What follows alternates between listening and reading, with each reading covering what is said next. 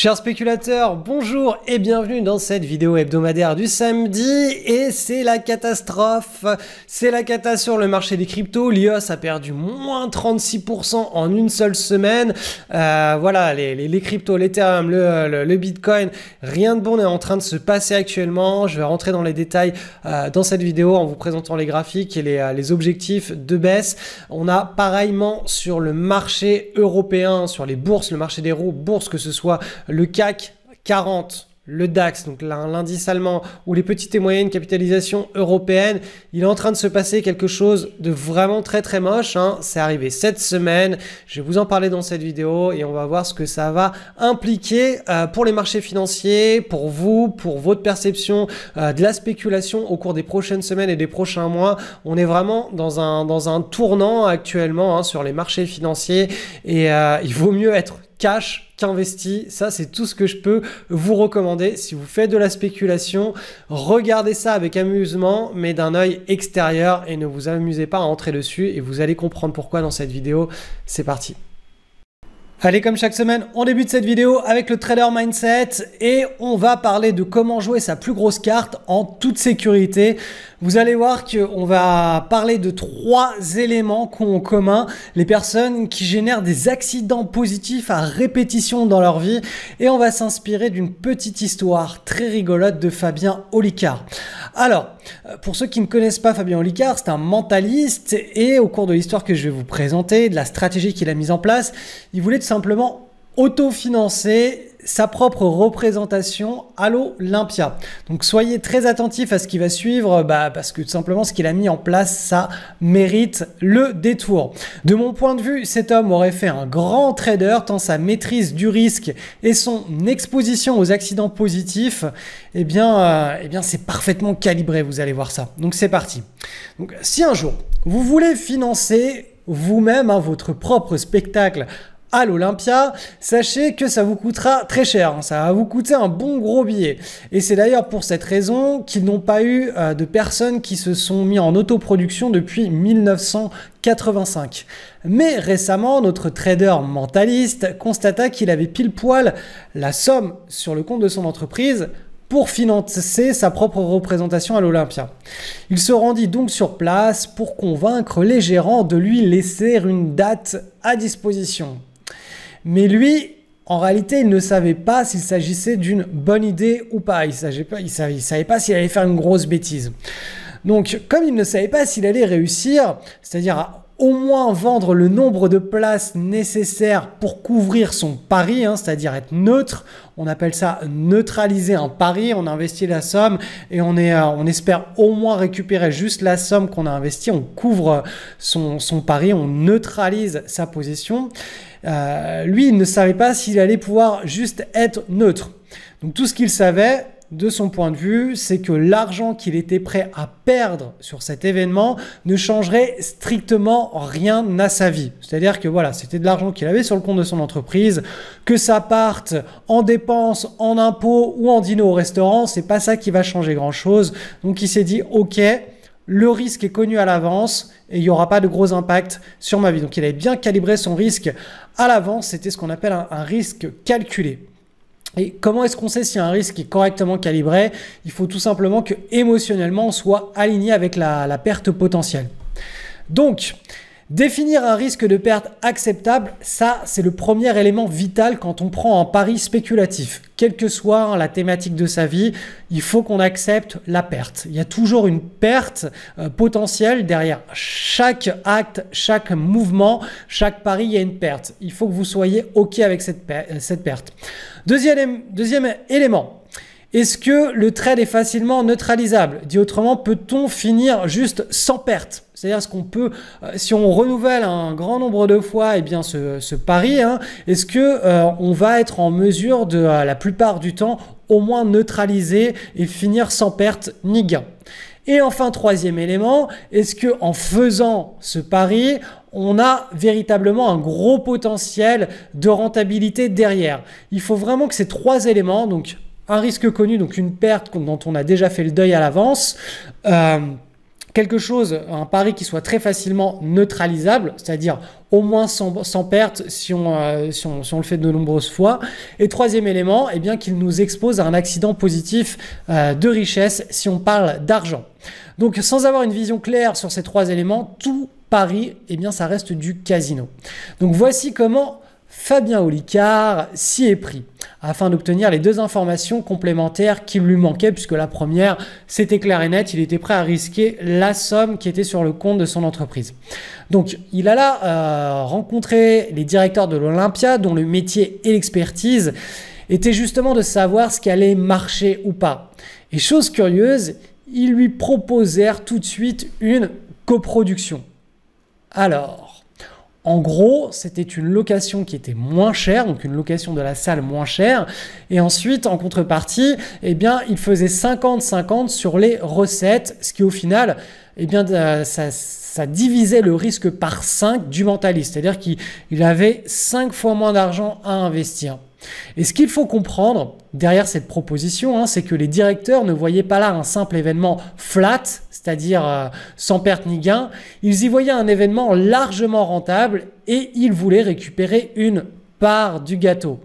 De par leur expérience, ils savaient qu'il y avait de très fortes probabilités que cet événement soit un gros succès. Mais rappelez-vous, pour le mentaliste, la variable de la taille de la perte n'était plus une problématique. Ce qu'il cherchait à savoir, c'est s'il allait être break-even et mieux encore, donc break-even sans perte, et mieux encore s'il existait une potentialité d'accident positif de richesse, c'est-à-dire de véritable rentabilité sur cet événement.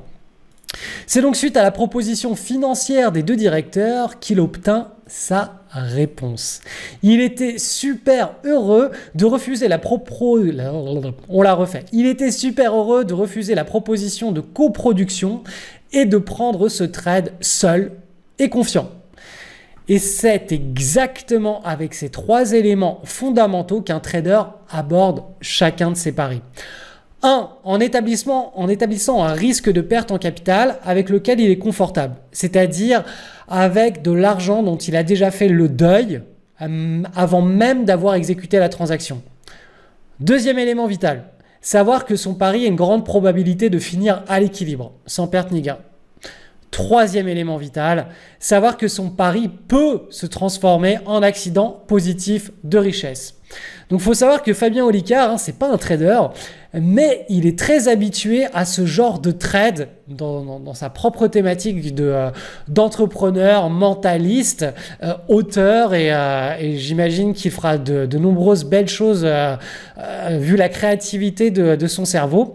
Eh bien lui, il est vraiment habitué à ce genre de trade puisqu'il fit exactement le même genre d'opération pour un de ses livres. Alors, il faut savoir que ce livre, ça a été un best-seller grâce à la promotion qu'il mena en étant seul auprès de son énorme communauté sur YouTube. Donc si vous allez voir sa chaîne sur YouTube, il a presque 1 million de followers. Donc quand on a 1 million de followers et qu'on est un petit peu malin, effectivement, il y a de fortes chances pour qu'on finisse avec un best-seller si on s'y prend bien pour faire sa propre promotion. Il faut savoir que quand on écrit un livre, c'est pas les maisons d'édition qui vont charger de faire la promotion pour vous. Donc c'est pour cette raison que dans la plupart des cas, les maisons d'édition constatent que les ventes de leurs livres sont très très faibles parce que les auteurs ne se chargent pas de la promotion, ils ne sont pas forcément très connus, ils n'ont pas la fibre du marketing et de la communication et la maison d'édition ne prend pas en charge ce genre de choses. Donc, le deal qu'il avait mis en place, c'était d'endosser toutes les pertes potentielles à la place de la maison d'édition si le livre ne se vendait pas. Donc, je me souviens plus exactement de ce qu'il en était, mais en gros, voilà, jusqu'à 10 ou 15 000 livres vendus, ce qui est déjà un très beau score. Voilà, vous gardez toutes les recettes. Moi, je ne touche rien. Donc, en gros, votre risque, il est très très faible. Par contre, au-delà de 15 ou 20 000 livres vendus, chose qui est complètement improbable aux yeux d'une maison d'édition, puisque c'est des événements qui sont extrêmement rares, on peut considérer que le livre entre dans la catégorie best-seller, mais à partir de ce moment-là, eh bien, Fabien Olicard, lui, s'était attribué un gros pourcentage de droits d'auteur. Donc en gros, il n'avait pas de droits d'auteur, sauf si il transformait son livre en best-seller. Et qu'est-ce qui s'est passé? Eh bien, tout simplement, son livre a été un énorme best-seller. Je crois qu'il s'est vendu à plus de 100 000 exemplaires. Donc, il a vraiment empoché gros là-dessus. Et vous voyez qu'il a respecté encore une fois la trame de ces 3 éléments. Un premier élément, il était prêt à endosser, entre guillemets, une perte. C'était plus une perte en temps qu'autre chose, hein, c'est-à-dire écrire un livre dont il va perdre son temps tout simplement pour l'écrire, l'envoyer à la maison d'édition, que cette maison d'édition, je sais pas moi, le corrige, etc. Deuxième point, il va, mis à part la rentabilité qu'il aurait pu tirer des 5 000 ou 10 000 premiers exemplaires, dont il s'est dit, voilà, je ne tirerai aucune rentabilité, c'est la maison d'édition qui prend le risque, entre guillemets, mais elle a de fortes chances d'être flat. Donc, il s'est mis à la place de la maison d'édition et il s'est dit, je veux que, vu qu'elle prend le risque avec moi d'éditer ce livre, je veux qu'elle, au moins, elle soit flat. Donc sans perte ni gain. Donc, deuxième élément du pari respecté. Troisième élément, il a une super chaîne YouTube, il fait du bon marketing, de la bonne communication. Il sait que potentiellement, ça peut se vendre à plusieurs dizaines de milliers d'exemplaires. Et donc là, il négocie avec la maison d'édition un gros pourcentage de droits d'auteur. Boum, accident positif de richesse.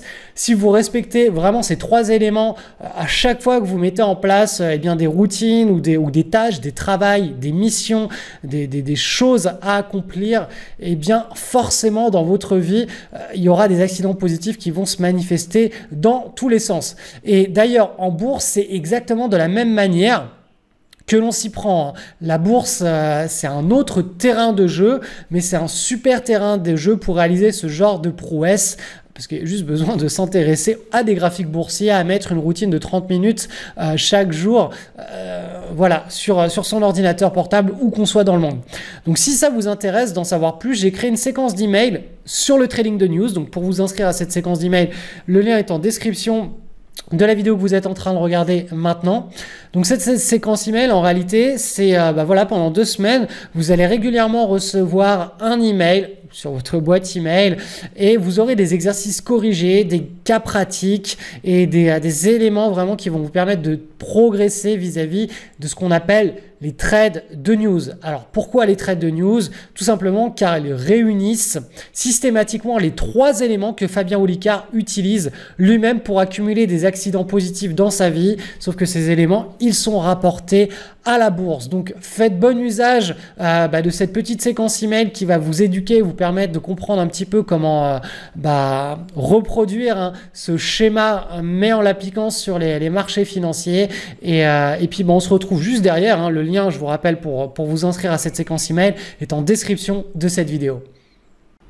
Allez, c'est parti pour une analyse du marché des cryptos. Donc, rien de neuf à l'horizon, hein. On est dans une dynamique baissière sur le Bitcoin en hebdomadaire. Vous voyez que la semaine précédente, on avait consolidé. Petite réaction très légère en temporisation des vendeurs qui ont repris la main cette semaine. Donc toujours à l'ordre du jour, hein, le support des 2400 €. Et si ce support venait à céder, on pourra aller beaucoup plus bas. Bon, il y a quand même d'autres supports intermédiaires. Il y en a un ici, hop là, donc autour des 1000. Mais voilà, ça va pas être joli sur le Bitcoin si on commence à casser ce support des 2400. En tout cas, là, on y est, hein, c'est l'objectif chartiste du triangle, hein. Par la règle du balancier, on obtient cet objectif et on n'en est vraiment pas loin. Donc toujours très baissier actuellement sur le Bitcoin, hein. Il y a une très forte sortie des capitaux de ce marché. On va aller voir l'IOS. L'IOS, je crois que ça a été l'une des séances, des séances hebdomadaires les pires de son histoire. Alors peut-être qu'on a eu ici en septembre 2017 un moins 42%. Là, cette semaine, on a eu quoi? On a eu un moins 36, moins 37%. Donc vraiment une très forte séance de baisse. La semaine dernière, quand j'expliquais tout simplement que le prochain support était autour des 1,35, 1,40, j'ai reçu des messages me disant que c'était n'importe quoi, etc. Honnêtement, je pensais pas qu'on y arriverait en une semaine, mais vu la volatilité de la crypto en l'occurrence, on y est pratiquement arrivé en une semaine. Donc le support des 1,40 devrait engendrer quelques réactions des acheteurs ou en tout cas temporiser.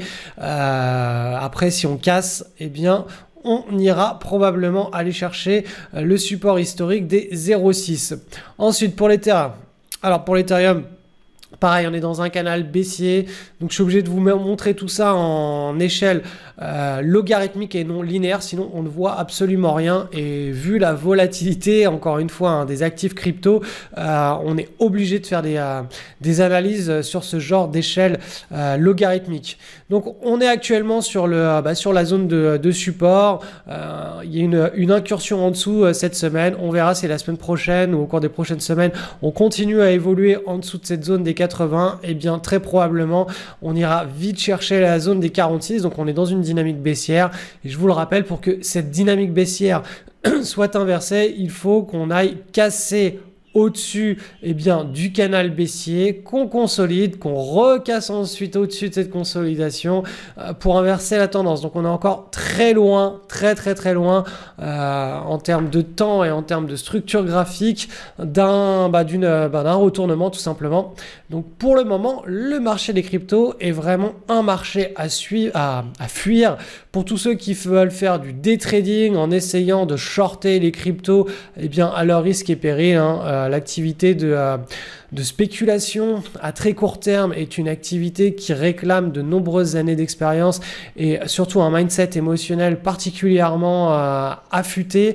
On ne s'improvise pas des traders, donc je vous souhaite bonne chance. Je sais qu'on me dit souvent, mais Cédric, on peut profiter des cryptos en marché baissier, il suffit de shorter. Les comportements des marchés baissiers ne sont pas du tout les mêmes que les comportements des marchés haussiers. La volatilité là n'est pas la même. Pendant un marché baissier, il y a beaucoup de creux de liquidité, il y a beaucoup de mouvements qui sont très erratiques, beaucoup de pièges dans tous les sens, ce qui n'est pas le cas au sein d'un marché haussier où la structure des prix évolue en suivant la cupidité et l'optimisme qui sont, la volatilité est propre, les structures de prix sont propres, tout est facile à lire, tout est facile entre guillemets facile, hein, quand on fait ça depuis des années, tout est facile à appréhender. Un marché baissier, ce n'est pas du tout le même genre d'ambiance, d'atmosphère psychologique ambiante. Donc vous pouvez vous y risquer. Si vous y risquez, je vous recommande vraiment de le faire avec des montants qui soient ridicules, le temps de comprendre que ça va pas marcher aussi facilement que vous l'imaginiez. Donc voilà, moi mon rôle, c'est vraiment de mettre des garde-fous, de vous empêcher de faire n'importe quoi. C'est pour cela que je fais cette vidéo hebdomadaire chaque samedi depuis des années. C'est pour empêcher les catastrophes personnelles, déjà dans un premier temps qu'elles arrivent, et puis ensuite de vous conditionner pour vous exposer à des accidents positifs. Et ça ne s'improvise pas. Il faut mettre en place des routines, changer son mindset et avoir une approche des marchés qui soit assez atypique et particulière. Et c'est ce que je tente de vous enseigner chaque samedi dans cette vidéo. Allez, maintenant, on va parler des bourses à l'international. Donc, où vont les indices boursiers? On commence par les indices américains qui sont toujours très volatiles, en train de travailler la zone de support ici. Donc, tant que ce support historique sur le Nasdaq, qui est l'indice des technos, ne sera pas cassé à la baisse, on ne sera pas officiellement dans un bear market, c'est-à-dire dans un marché baissier. On n'y est pas tant qu'on n'a pas cassé cette zone. Donc là, il y a simplement beaucoup de volatilité, beaucoup de nervosité. C'est typique des ranges. Si on passe en bear market, on aura doublé de la volatilité et de la nervosité. On aura en plus un consensus de baisse. Donc tout cela va se dérouler par le bas. Mais on n'y est pas encore. Et regardez sur le SP500, c'est pareil, hein. On est toujours sur cette zone de support historique. Donc on est toujours dans une consolidation de marché baissier, haussier, tout comme on l'avait en 2015. Donc là, pour le moment, le bear market n'est pas officialisé sur le marché américain. C'est pour cela que là, on va aller sur le marché européen et on ne parlera pas de bear market, mais de forte correction. Je vous rappelle que pour qu'un marché baissier soit officialisé, il faut qu'il soit perceptible à la fois sur l'Europe et à la fois sur les marchés américains. Donc là, pour le moment, sur le marché américain, ce n'est pas le cas. Donc sur l'Europe, on parlera de fortes corrections. Donc on va aller voir ce qui se passe sur le CAC 40 avec dividendes bruts réinvestis et regardez, c'est pas joli ce qui s'est passé cette semaine. Vous voyez cette structure, on a ce qu'on appelle un triangle d'élargissement. Alors je vais vous le mettre bien en gras, comme ça vous comprendrez. Et je vais repasser d'ailleurs en échelle linéaire, voilà. Alors, donc vous voyez qu'ici, là, pendant plusieurs mois, depuis le milieu de l'année 2017, on a commencé à évoluer dans un large range. qui a pris eh bien, tout simplement la forme d'un large triangle. Et là, cette semaine, regardez ce qui s'est passé. On a la cassure par le bas de ce large triangle. Donc, c'était vraiment une zone de support ici qui avait bien été travaillée, qui tenait bien. Et là, cette semaine, on est en mode on casse par le bas. Ça signifie quoi? Ça signifie tout simplement qu'on prend l'amplitude de ce triangle, on la reporte par le bas et on a notre objectif de baisse. Donc, cet objectif de baisse coïncide lui-même avec une zone de support. Hein, donc, il n'y a rien de magique. C'est comme ça que marche la règle du balançoire en bourse. Donc là, on n'est pas en bear market. Hein, je vous ai mis correction bear market. On aurait été en bear market si, enfin, on rentrera entre guillemets avec le terme bear market si aux États-Unis on casse le support. Donc là, pour le moment, on parle de forte correction. Donc, si au cours de la prochaine semaine, enfin des prochaines semaines, on reste sous le support ici, bah, clairement, on a une correction de combien de pourcents? Je vais vous dire, entre les deux niveaux, on a une nouvelle correction de 12% qui peut se mettre en place. Donc, encore une fois, là, probablement, on entre dans une grosse décharge, une accélération d'une décharge sur le CAC 40 avec dividendes bruts réinvestis si eh bien, ce niveau a vraiment été cassé et qu'on commence à évoluer en dessous. À coup sûr, on aura une forte décharge avec 1, 2 ou peut-être 3 semaines au cours des prochains mois. Donc des semaines qui vont être très très baissières et qui vont amener ce mouvement sur une baisse de moins 12, moins 13%. On va aller voir maintenant sur le CAC petite et moyenne capitalisation. Donc là, clairement, on est sur l'énorme support historique qui avait été construit en 2015, 2015-2016. C'était une résistance qui avait été cassée. On avait lancé un beau run. Là, hop, on revient sur cette zone. Donc, on s'attend à ce qu'on ait une réaction de la part des acheteurs. Si on casse eh bien, ce support, on aura à nouveau un objectif sur le prochain support. Donc là aussi, on est dans une grosse vague de décharge qui peut encore s'accélérer au cours des prochains mois. Et sur le DAX, le petit pivot ici vient d'être cassé. Donc on est en situation d'accélération baissière. On va probablement aller chercher, vous le voyez, on avait une épaule, tête, épaule, donc une figure de retournement en triangle. On a cet objectif avec la règle du balancier qui est fixé autour des 10 000 points. Donc tout simplement, à court terme, on risque d'aller chercher la zone des 10 000 points. Et si on a une véritable accélération baissière, on ira chercher la zone des 8 700 points. Donc vous le voyez, sur le marché européen, c'est vraiment pas joli. Ça part vraiment très très fortement vers le sud et c'est pour cette raison qu'on n'a absolument aucune opportunité qui nous sont retournées par nos screeners. Donc vous voyez à quel point, même si vous ne faites pas cette analyse de savoir si on est dans un marché haussier, en range ou baissier, et que vous ne faites que suivre vos screeners sont vides. Il n'y a rien à analyser. Le peu de choses qui est analysé, ça va directement à la poubelle. On n'a aucune figure, aucune opportunité d'achat à la hausse. Il n'y a strictement rien. Donc, que vous fassiez cet exercice de sentiment de marché ou pas, de toute façon, votre trading en soi, votre spéculation ne dépend pas de la qualité de votre analyse du sentiment de marché. Il dépend de ce qui est affiché directement sur vos screeners et des opportunités qui y figurent.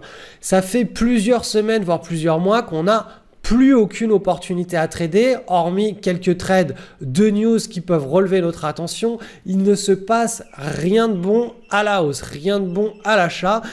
Et encore une fois, on n'a pas besoin d'anticiper, on a juste besoin de constater ce qui se passe jour après jour pour spéculer avec efficacité sur les marchés financiers. Alors peut-être que les marchés financiers vont se retourner à partir de demain, on aura eu le point bas cette semaine et on va repartir dans un énorme bull market. Mais actuellement, ce qui compte, c'est pas ce qui va se passer demain, c'est actuellement dans quel état on est et on agit au jour le jour en fonction de l'état du marché. On n'a pas besoin, encore une fois, d'anticiper et de lire dans l'avenir.